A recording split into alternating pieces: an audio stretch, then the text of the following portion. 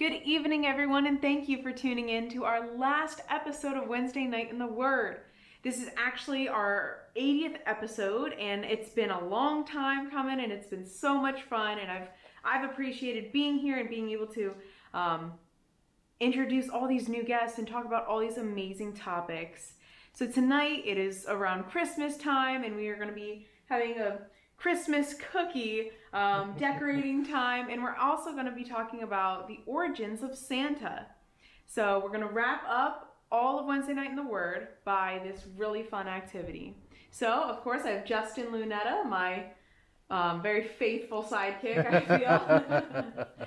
And tell us, Justin, what are you going to talk about tonight? Yeah. So like you said, we're going to be talking about Santa Claus, jolly old Saint Nick, Father Christmas, Kris Kringle, Sinterklaas. We're gonna take a look into his story, his history, the true and the not so true. I will say, if there's anybody watching with young kids and you still do the Santa Claus thing, this might be an episode to give a pass on at this current time, because we are going to go into some very complete detail, shall we say, on what's going on. And if some of you are thinking, didn't we talk about this before? We did. We actually did. But we did it in a snowstorm with a very decent but not great connection. So we're gonna do it again. Try to give you a slightly nicer presentation. And Jade's at the same time, she's going to be decorating some lovely cookies for us. And I will say, I don't know about you growing up, but I know personally, we didn't do Santa Claus in my home. We did Santa in my home, but it's very low key. Okay. Yeah, it wasn't like big. Okay.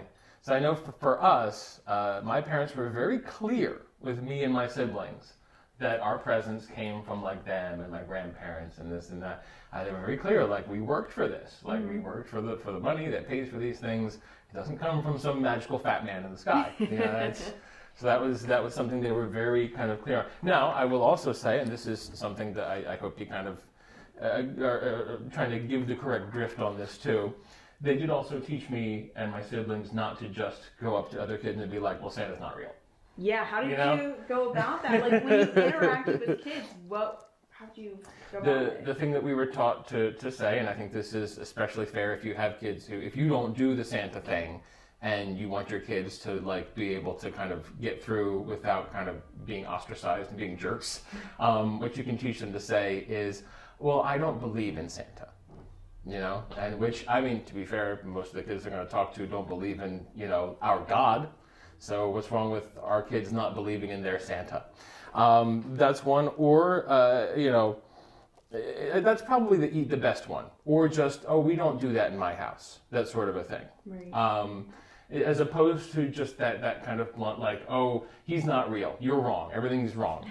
That's just, you just come off as a jerk when you do that. So, so that's kind of how we dealt with it. And like I said, this is, we're going to try and look at the whole truth of the matter, where it comes from, its origins. But before I jump into that, why don't you tell us a little bit of what's going on over here? Yeah, so I just have a couple of different shapes of cookies. I have some trees, I have some stockings, some stars, and some circles. And, I'm just going to mix them up and do some different designs on them. This is some icing that I have. I just colored it beforehand. You can use royal icing, and that's probably the best one. This is just a standard like sugar cookie frosting, but it also works just as well. So I got some colors, and we're just gonna make it all Christmassy. Okay. Yeah. Okay. So if decorating Christmas cookies is your bag, please feel free to pay close attention to what she's doing while I throw some information at you. And I guess without further ado, Jade, go ahead and start your first cookie, and I'll jump into our information here. So Santa Claus, and I've got a picture up here that you probably recognize as a very typical Santa Claus image. This is probably what comes to your mind when someone says Santa Claus. And what we know as Santa Claus today is actually kind of an amalgamation He's a grouping of several different concepts and ideas, borrowing from actually a wide variety of sources.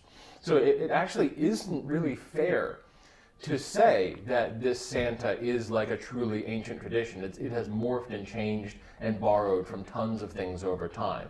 But I would say I feel through my research that there's three major sources for what we know today as the Santa Claus idea. One, of course, being an actual human being, who I'll talk about later. That'll be kind of the last part of what I talk about. The other two being, one, this idea of something known as the Father Christmas. And this was kind of a 16th century personification of Christmas cheer.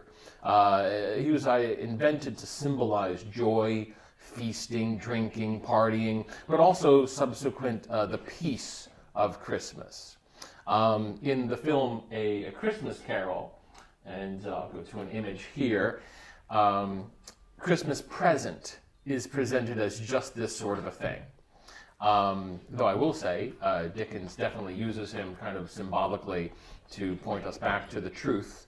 And in one particular, as if you saw our Christmas movies episode in the 1951 Scrooge with Alistair Sim, the director actually gives him lines that specifically reference Christ, and that being the point of not just Christmas but our whole lives.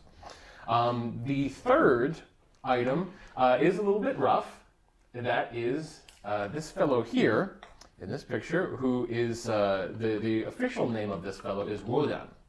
And if you're not familiar with that name, you probably know him by his more Anglicanized name, Odin. He was a famous Norse mythological god, very much kind of the Zeus of the Viking sagas. And one might think, well, that doesn't make any sense. How is he Santa Claus? Well, in his traditional stories, he is a brightly robed, long, white bearded spirit who is known to ride through the snow on a horse with 8 feet, which is where we get our sleigh with 8 reindeer. And he would do this through the winter months, delivering gifts and blessings to his devotees. And basically, that was kind of the first start for the Santa Claus myth, was Odin. As Christians spread into the Norse cultures, instead of kind of doing what Paul teaches us to do in the Scripture, specifically his letters in the New Testament, urging new believers to abandon their old gods, the church was actually taking the gods of various cultures and altering them into new forms so that believers could have, shall we say, an easier transition into their new faith. So the desire, arguably, is not bad, but the method, not so great, scripturally speaking. And the reason I say the method is not good is that the problem we run into, history shows us time and time again, that compromising when faith is on the line, almost always, well, scripturally always, it leads to trouble. And what tends to happen is a singular idea or a person that has appropriate merit and solid support for our faith gets singled out, but then blown out of proportion until it becomes something mythic, and again used to replace an existing myth. So an example of this, if you've ever heard the song Good King Wenceslaus, which is often sung at Christmas time, which I enjoy the Christmas Carol because it sounds nice, but it's actually really not a very good. Do you know the one I'm talking about? I have no idea of what that song is. Can you sing some of it? Good King Wenceslaus looked out on the feast of Stephen. No? No, nothing. Okay, so it's basically, I won't keep going with it because I don't know all the words, but the point is that there's this, in that song, there's this king, Wenceslaus, who is accompanied by his servant as they walk through a snowstorm to give food and firewood to a poor dying peasant. And basically the servant is like freaking out because it's so cold he thinks he's going to die, and the king just tells him like, no, be sure to step in my footsteps as we walk. And so the servant does, and finds that not only has the king melted the snow wherever he stepped, but he's actually warm as he steps on those spots. And the song goes on to basically say that the moral is that if you bless the poor, you will be blessed. And the problem here is that the message in this story and in this song, it applies to the king. Like often one might think, oh, well, we're the servant in this situation following the king, right? No, that's not how the song is designed. That would almost be a good metaphor, almost. The problem is that the blessing comes to the king because of what the king did in the song. So it invites us to put ourselves in this kind of fanciful shoe. And the idea that, if you do something for the poor, you'll get something special in return. And in his case, the ability to walk through the snow and melt it. So it's basically old prosperity gospel. That's what we've got there. So to get to that point, I know I'm going on a tangent on this song, but it helps to explain kind of in a small chunk what we're talking about largely. There was a Wenceslaus, but in order to get to this mythic proportion of the song, he had to be altered by the church. He actually was just a duke in Bohemia. He was known for his generosity, and while he never became a king, he actually died a martyr. And the thing is that having a guy who died a martyr and just gave a lot of, was really kind and maybe gave to the poor, that's not mythic, It's not fantastic. No. And someone might think, well, if I'm trying to sell this story to someone, that's not enough for them to give up, a Hercules, a guy who was just a good man. Right. And so they fiddled with it a bit. They upgraded him, shall we say. The Catholic Church went back and posthumously declared him a king. And his generosity gets upgraded to him, again, walking barefoot in the snow, melting the snow as he goes to give out food. It gets to the point where they say every night he went out barefoot through the snow to give out food.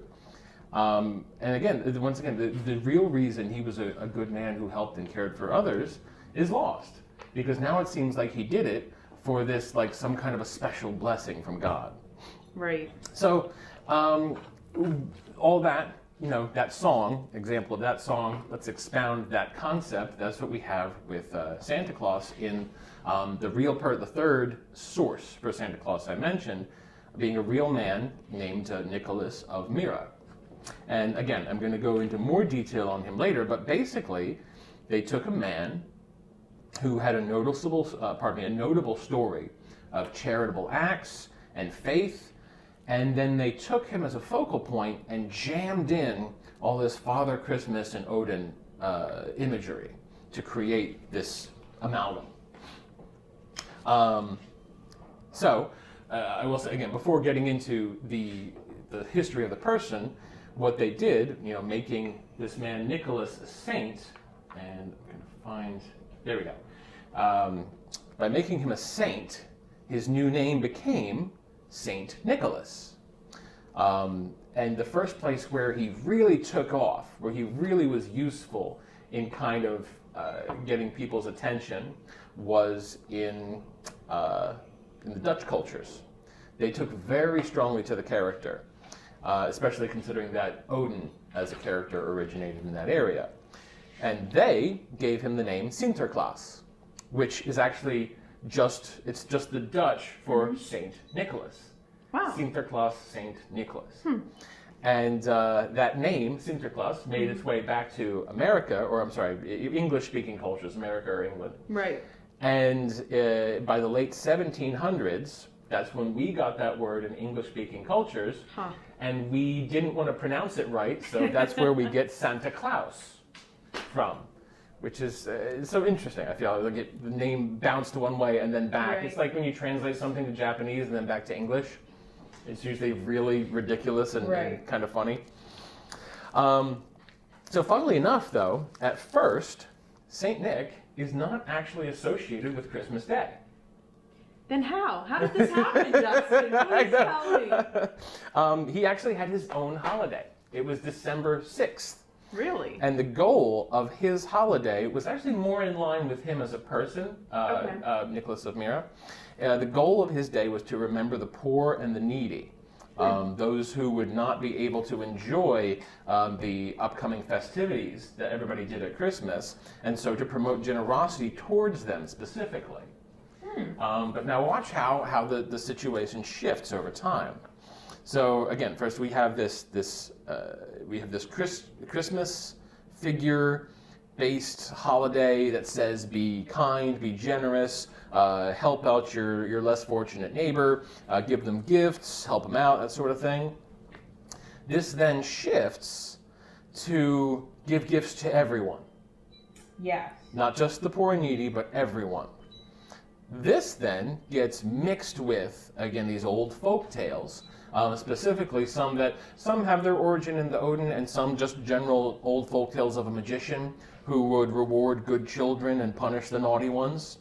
And the thing was, the way you figured out if you had been good or bad was that you left your shoes outside on the night in question, and the next day you either had a gold coin in your shoes, or like a piece of candy or something, or that's if you were good, of course, and if you were bad, there was a piece of coal or a rotten potato. And what did that mean? That meant you were bad. It meant you were a bad kid. Yeah. See, at first, when you first started that, I thought you were going to say you'd leave your shoes outside, and then if they weren't there the next day, that meant you were a bad kid. And if they weren't there, that meant you were a good kid. No. Well, because that's the thing. Shoes were such a, your clothing items were more of a rare commodity back then. Right. So they wouldn't get rid of your shoes, but they would put something in them to note what kind of child you were. So then this branches out to where parents tell the children who get bad gifts, oh, you better be careful, because the Christmas magician, or whatever, the winter magician, before the Christmas story got to them, he'll come and he'll take you to hell, basically. Wow. But once we get Santa in there, we can't have Santa sending kids to hell, so they actually invent someone to do that. And the Krampus is what he's called. I won't go into detail on him. Yeah, I've heard that. But he's basically the Christmas demon. And he's kind of like Santa's opposite. So while Santa rewards good kids, Krampus punishes the bad ones by beating them with a switch or dragging them to hell in chains. Okay. So right there, though, at this point, do you see how there's a degrading of value of this concept? Yeah. We start with do good because of a man's example. Which, okay, should be do good because Christ saved us and loves us. But we have do good because of this man's example. Okay, that's better than nothing. But that turns into do good so you'll be rewarded. Right. That turns into do good or you'll be punished. And that turns into do good or a demon will take you to hell. What a progression. And that's the thing, is it's all attempt to keep it interesting, to maintain a tradition, and force a moral lesson to come across. Right. But because it doesn't have the moral foundation of the faith, there's nothing for it to really stand on. So they have to keep reinventing the moral. Goodness. So let's see. Okay, so before I jump in any further, how are we doing over there? I think we're doing all right. Do you see him over there? Okay, yeah, no, I can see him. Got like a little snowflake, okay. A star. Sure. A real star. And then, I don't know, I just kind of did some like a things. Christmas tree, Christmassy sweater kind of feel to it. Yeah, there you go. Okay. Exactly. Okay. Yep. Any thoughts on like advice for people who want to, decorate their cookies? I guess my biggest piece of advice is get a pastry bag.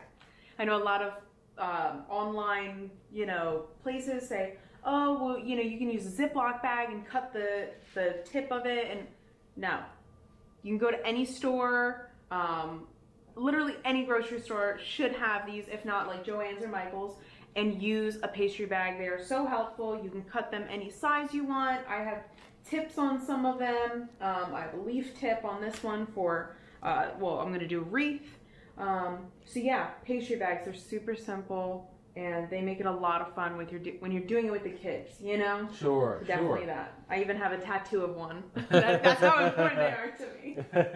So yeah, definitely the pastry bag. Okay, all right. Well, thank you for that information. And yeah, everybody keep an eye on Jade's technique. So I'm sure you'll learn something there. So jumping back into it, I did want to pull up here. This is just kind of a picture of that kind of the Santa / old wizard kind of image that was kind of popular. And here's kind of as he started to grow and all the traditions started to come together, you can kind of see how he's turning into what we recognize today, but there's still some of those references to those old cultures that he comes from as well. So, again, going back to what we were just talking about, the big problem we have here is that people start to value the event over the reason for the event. To the point where they're doing whatever they have to continue with the tradition that they want, the tradition that makes them feel good, as opposed to why they have the tradition in the first place. So instead of Christmas standing as a time for us to reflect on the beauty of the fact that God would come to live and walk among us as one of us, in the person of Jesus Christ, and by doing so, he would ultimately do what we are all incapable of, and pay for our sins, justifying us to himself, literally the greatest thing that could ever happen.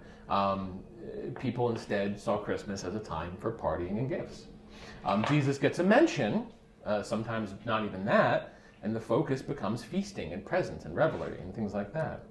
Some of you have probably heard of Saturnalia, and it was an ancient Roman time of wild partying and revelry. I mentioned the Father Christmas image a little earlier, and as one of the characters Santa's based on. And to be fully honest, even that is not completely accurate. The Father Christmas image is actually just an upgraded version of what's known as the King of Saturnalia. And what that would be, he was supposed to be an image of the Saturnalia festival, and also supposed to be an image of the spirit of the season. But they would actually take a person and name him the King of Saturnalia. And he was kind of chosen to rule over and represent the festivities, and lead the people in the gift giving and the partying and things like that. The idea, it comes from an old concept that was known by a couple of names, but I think the most accurate and my favorite is the King of Fools. And the point is to mock the idea of a world where one person makes the rules, and show how foolish that is. And so the King of Fools would get to make all these kinds of crazy declarations, like everybody drink till you puke, or everybody strip naked and run outside in the cold. Throw that guy in the river, that sort of a thing. And the image was supposed to be, this is not a way to live, but it's fun for a day. But the problem is that people are too busy partying and enjoying themselves and kind of like getting drunk to get the lesson, and they're enjoying the fact that this king of the fools is giving them license to do things that are inappropriate, at least for a day, and everybody just kind of accepts it. So this eventually leads to these scenarios where people just kind of abandon their morals for the season. And it got to the point where, especially in early Rome, well, not early Rome, in late Rome, when Christians were present, that this became an excuse to attack and persecute Christians. People under the guise of the Saturnalia King of Fools revelry would break into Christian homes, and large groups would just come in and ransack them, if not outright assaulting the individuals themselves. And then as we get closer to the peak of Roman decadence, it devolves into violence, orgies, and all kinds of crazy nonsense. So then, of course, after Christianity became the major religion of Rome, I like the kind of Christmas tree looking one there, by the way. Oh, yeah. Thank you. Yeah. I don't know where I was going with it, but it just kind of happened. No, it came out good. So after Christianity becomes the major religion of Rome, this all had to stop, of course. No more drunken revelry, no more orgies, absolutely no more robbing the Christians. But the people still want their festival, right? So compromise is made. And over time, Saturnalia, instead of just abandoning it, it becomes it's a general partying season, but we shift it to focus on giving to those less fortunate, okay? So the season then becomes the one time of year when like a Roman servants were to enjoy the same respect and treatment as their masters. And we sometimes even saw, traditional role reversal scenarios where the master would make dinner for the servant, kind of a thing. And again, of course, this kind of leads us to take our king of Saturnalia, our king of fools, and turn him into, we still want that character, so we make Father Christmas. But again, since the point of the festival, how it started, always has been, at heart, was about partying and revelry. Over the next couple hundred years, there's a constant fluctuation in the season. It starts to get a little bit more pagan, then a new Christian tradition is added, and then it shifts back pagan, added another adjustment to it, back and forth. And the problem, though, is that over time, even with adjustments to try and keep it reasonable, it always slowly shifts away from Christ and more towards general nicety. Then it goes so off the rails that by the time we get to the 1700s, which you'd think, like what I'm about to say would not happen at this period, but yeah, by the 1700s, the Christmas tradition basically just looks like Saturnalia 2.0.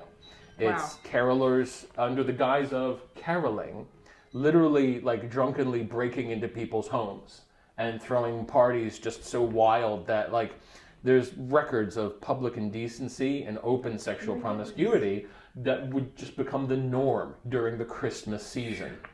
So again, like I said, it's like Saturnalia all over again, but with Christmas on the advertising.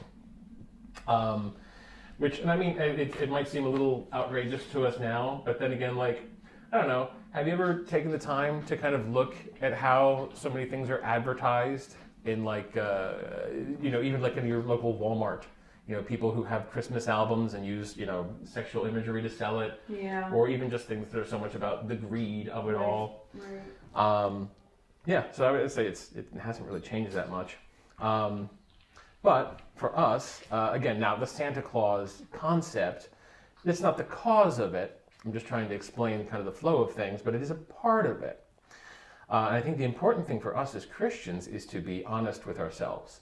When we start trying to repurpose things, when we water down the truth to make somebody else uncomfortable, especially if we try to make them comfortable with things that are not good for them, we lose control of the thing that we have. So as I was saying, in the 1700s, it's getting so out of hand that Santa Claus actually got repurposed from his original look, which is kind of what we're looking at there, and his original intent, and they kind of turned him into an authority figure, satirizing people. And this is about where we get this Santa image pop into place. Finally kind of shows up. Now, unfortunately, it still wasn't great. It wasn't don't do these things because this is supposed to be about Jesus. It was don't do these things because you'll make Santa mad or you'll make Santa sad or whatever, And that's the thing is looking back at Santa, we see this has happened over and over and over again. Every so often in his story. And again, going back to like the original mashup of, Woden and Father Christmas, the story gets so lost that somebody has to rebuild it. And it falls apart, rebuild it, and so on and so on and so on, to the point where we get these weird amalgamations and weird further stories as we go on in time. When I was a kid, I remember in high school, there was a thing where there was an attempt to try and reclaim Santa for Christians and make him the fourth, not that the Bible says there's actually three of them, but so we all seem to agree this, the fourth wise man. And so the idea is that he's the fourth wise man who got lost on his way to Jesus, and so he never got to give his gift to Jesus as a baby, so God let him live forever, and he gives gifts to good, godly children. So who made that up? I don't remember. Okay. I just remember that was a thing when I was in like grade school or high school. That was something that was very popular among Christian parents and Christian kids as a way to try to hold on to the Santa thing, but also make it Christian. But again, that it carries its own problems with it. And that's the thing. The Bible doesn't say there were three wise men. There were probably many. They just brought three types of gift to Jesus. So and the rest of the stuff that you think you know about Santa, elves, this is Santa Claus, the North Pole, so on and so on and so on, almost all that stuff comes from within the last 150 years. It's all really current. Right. Most of it doesn't go back far at all. And that's the thing. Every few years, a new piece of Santa lore is kind of invented, and then the pieces that the public likes by majority kind of stick around and remain a part of the story. And I think, so this is, I'll get into now, there's a couple of larger problems, I feel, with the Santa thing. And this is, I'm going to give you kind of my biggest problem with the Santa thing in general. And I'll say up front before I get into this, I really don't think I could ever do the Santa thing with a child. You know, I just don't, I don't see how that would be appropriate to do, to teach a child this Santa story as a truth. And the big problem that one of the big problems I have with it is that if we start telling a story about a character, a mystical character who gives presents to all the good boys and girls, or even if we say all the Christian boys and girls, well then how do we explain when a good Christian child, or just a good child in general, but whose parents happen to be struggling financially, when that child doesn't get presents for Christmas? Right. How do we justify that? Or what about when, you know, a genuinely decent child, well-behaved and trusting in God, or as best as the child can at that age, gets meager or no presents, but sees the school bully whose parents happen to be wealthy get all kinds of cool stuff. Right. You know, what kind of image does that send them? Yeah. How does that teach that child as they're growing up? It leaves children with this fear that they weren't good enough. And it gives them a complex where they try to be better than they are. Or kids start to believe that this magical, loving character who's been giving nice things to all their friends actually hates them specifically. And sometimes we see children act out because, well, if I've been trying so hard to be good and Santa still thinks I'm bad, I might as well just be bad. That's a shame. And then I think, though, one of the biggest dangers about this is when a child finally learns the truth about Santa. Well, then they start to question everything that they have learned that does not have clear proof. But they're questioning it from a perspective that I've already been lied to once. Right. And it's dangerous, because on one hand, yeah, it's absolutely healthy to question things. The Bible tells us to work out our own salvation with fear and trembling. We're supposed to be like, well, what does the Bible actually say? Let me go look for myself. Let me see what it says. Let me learn it. That's great. But for children growing up in a godly home, it's not good to start that questioning process with, Mom and Dad lied to me. Right. Especially not good to start that process with, Mom and Dad lied to me about a big bearded man in the sky who gives me presents. Yeah. Because that's so easy for them to jump onto a very, again, the traditional God image. And that's easy for the world to twist on them. You're so right. So I guess what I'm saying here is, honestly, a lot of the things that you know about Santa, like I said, they really come from very modern sources. And everyone pushes further and further away from Christ and further away from the guy that Santa is based on. And with that, I'm going to go ahead and get us into this fella right here. Which, I mean, presumably this is a reasonably accurate representation of him from antiquity, the man Nicholas of Myra. And again, sometimes called Saint Nicholas, but as sainting is not a tradition that we follow in the Protestant tradition, because we are all saints of God, I'll just be referring to him as Nicholas. He was a man of Greek descent. He was born in about 270 AD by best sources, though a lot of the information on him, unfortunately, is up for debate. It seems he lived to be about 73, spent much of his life in a place called Myra, which is modern-day Turkey. And this was during the Byzantine Empire that he was really kind of active. Okay. Best records suggest he was born into a somewhat wealthy family, but his parents died at some point during his young adulthood.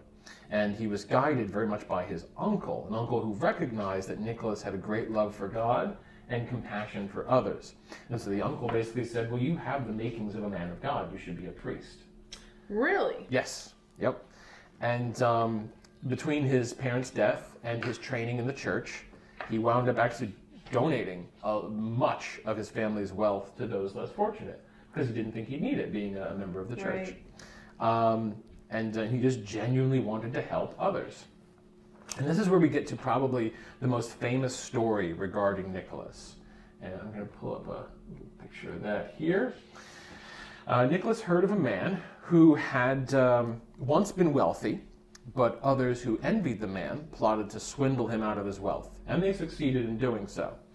The man had 3 young daughters, and the fear was that the men who had been swindled him out of his money would then be able to legally force the man to sell his daughters as slaves. Alternatively, the fear was that without the money to find them good husbands, they would wind up resorting to prostitution to survive. So, the reason, I will say, that money was needed here at this time was for these women to be married and to stay safe. A marriage at this time needed a dowry from the father to give along with it. Without that, and that's the thing, is that you could arguably get married without that, but it was not a legal marriage without that. So they would still be seen as property of the father, and they could still be seen as, again, property, which, yeah, that's how it was at the time, unfortunately. But so if somebody wanted to, get restitution from the father, they could claim his property, being his daughters. So Nicholas, being a very modest and humble man, and he took the scripture, when you give, do not let your left hand know what your right is doing, he took that very seriously. So to avoid praise for himself, he goes to the man's home at night and drops a bag of gold in his window containing enough money for a reasonable dowry for 1 daughter. He kept an eye on the situation, and when he learned that the man had secured a marriage for the daughter, just making sure that the guy didn't waste the money or anything. Right. But the man did. He went right out, used the money, got his 1 daughter a husband, and sent her on her way. Nicholas returned the next night and dropped off another bag of gold. And he did the same thing for the 3rd daughter.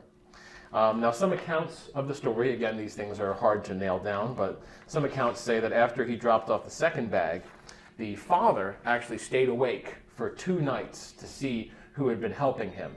And when he saw the 3rd bag drop in the window, he ran outside and confronted the mysterious figure who was trying to flee.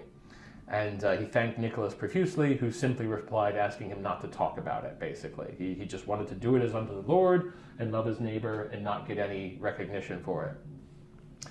And this story slowly gets twisted to fill the mystical Santa image that we know. Right. Giving gold in secret to save these daughters became giving gifts to all the good young people.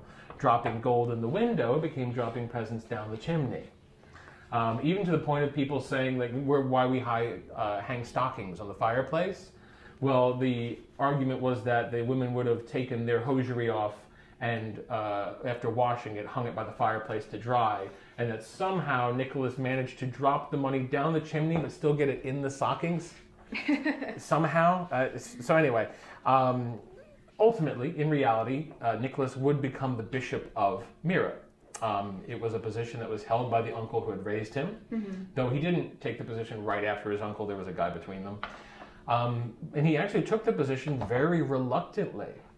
Because the Roman Empire was still in the habit of persecuting Christians at the time.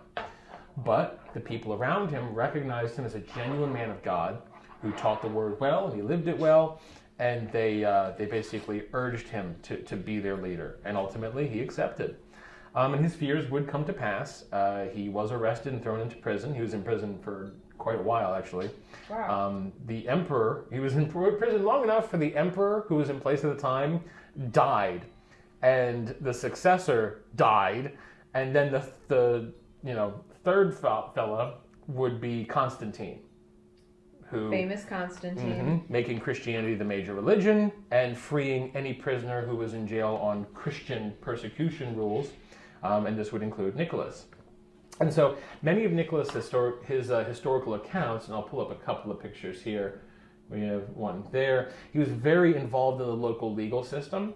And there's several stories of him stopping executions and vicious punishments because he did, and here's another one there, he managed to do the research that nobody else was willing to, and he found proof that men were innocent who were about to die. Wow. And so he was known for saving lives in that way. And of course, there is also my absolute favorite story of Nicholas. I won't pull up the picture just yet. It seems that he was present at the Council of Nicaea. That's crazy. In 325 AD. If you don't know, it was a council of all the major church figures at the time, and they came together to try to clarify certain biblical ideals for the sake of properly understanding God and the Scriptures. And one of the major items being discussed and debated was the divine nature of Jesus. What it meant with regards to humanity, what it meant with regards to how Jesus the Son interacted with God the Father. And there are historically two lists of names of the attendees of the council. The first list does not contain Nicholas's name on it, but that is a list of the primary figures who were present. There is a second list, and it seemed to be an official list, but it's significantly larger. And so it seems to include like the general attendees, or at least the ones who bothered to sign in, shall we say. And we do find Nicholas on that list. Wow. Yeah, which is pretty cool. So, as I said, they're discussing the divine nature of Christ. Right. Well, there's a major argument at the time over whether Christ was indeed one with God the Father, as stated in Scripture, or if he was simply a created being like any other human, but who happened to be more of a divine attribute than actually God in the flesh. Still fully subservient to God, but not equal to him, and not eternal. But again, not that he would not continue on for all existence, but that he had a creation point. Gotcha. Unlike God, the Trinity. Right. And so the biggest proponent of this belief was a man by the name of Arius. Right. And from him we get the Arian heresy. So because it's fun, I'm going to tell the kind of crazy version of the story, and then I'll temper it with the most likely realistic version. So the story goes that Arius was standing before the council. Basically, he was kind of filibustering about the nature of Christ, just going on and on and on and on. And because the council was largely a group of mild-mannered Christian men, they were just kind of letting him finish his point, which is basically saying, like, Jesus is just a man. He's not one and the same with God. But Nicholas was just fuming, just getting furious at this blasphemy. And eventually, it reached a boiling point. And I'll pull a picture here. I love this old picture where Nicholas, he gets up, walks down to Arius, who made no move to stop, thinking this was just, we were about to have a debate here. And Nicholas decks him right in the face and drops him to the ground. Nicholas is then arrested for disrupting the meeting. His bishop's vestments, the little cloth that goes around the shoulders and like the staff, they were taken away from him while he sat in his cell overnight. In the story, he falls asleep and has a dream of Mary, who asks him, "Why are you in jail?" To which he replies, "Because I love your son too much." I love that. And the story then goes on that an angel brought him his vestments, and the next morning the Emperor Constantine himself came and saw him in the cell with his vestments and was like, well, he can't be in the wrong, clearly, and had him released. The reality of the situation, if it did indeed happen, is probably much more mundane. More likely, the evidence would suggest that either Arius or one of his students was trying to add a supporting argument to the Jesus is created, not creator argument. And not being as well spoken, this person was probably speaking a little bit more offensively than, say, Arius himself might have. And Nicholas, again, not being able to bear hearing Jesus talked about that way, walked down and gave the guy a good slap. Is probably what really happened. If he was imprisoned at all, it probably literally was like how we say like the drunk tank thing. Like you go in there for a night, you cool off, and then you can come back tomorrow. That sort of a thing. Just because he caused a disturbance. The thing I do like about this story, though, and hold on, I'm going to pull up I do love this picture of it too. Just a fantastic rendition of it. I'm going to leave that up there for a minute. If it is true, it's this man, Nicholas, was someone who so highly held Scripture and the image of Jesus that he couldn't stand to hear somebody blaspheme in that way. Right. It drove him over the edge. And so what I'll do now, I guess I'll wrap this up. Now you know the true story at least as much of it as we can ascertain, of Nicholas of Myra. I would submit that this should be at least a little concerning for us. Right. To see the story of a man who clearly had a strong faith, clearly had a strong respect for God and His Word, turned into this mystical gift wizard who essentially operates on niceness. Christmas is about reminding us, again, that God came to earth to walk as one of us, ultimately dying, paying for our sins, rising again to prove His own victory. And I think as believers, we need to be very careful about anything that we lean into or accept that takes away in any way, shape, or form from the story of Christ. Anything that takes away from, anything that alters, anything that could cause others to doubt. Right. That could cause, false understanding or false belief. For sure. Just it's something we need to be very, because the point is Jesus. The point is salvation. The point is the sacrifice. The point is that He paid for our sins. Right. There should be no Christmas celebration that does not dwell upon that fact. Yeah, so that is Santa Claus. I hope hope everybody's found it. Do you have any thoughts or questions? Do you know how to decorate a cookie? No, I don't. But I suppose I could come over and try to do one before we wrap up. Yeah, do anyone you'd like. I'm gonna finish this stocking. I'm gonna try a boot. I'm gonna do a bad job. Oh, you'll be fine. What's this one do? Okay. All right. There you go. Yeah. I went. He's doing it. I went too far. It's okay. I shouldn't have used the red at the top. It's okay. So we're just gonna be ridiculous then. Yeah, why not? Yeah. Have fun with it. That's like the best part. It's just to have fun. I say I'm gonna be ridiculous, and it's probably just gonna be very average and kind of mundane, very normal.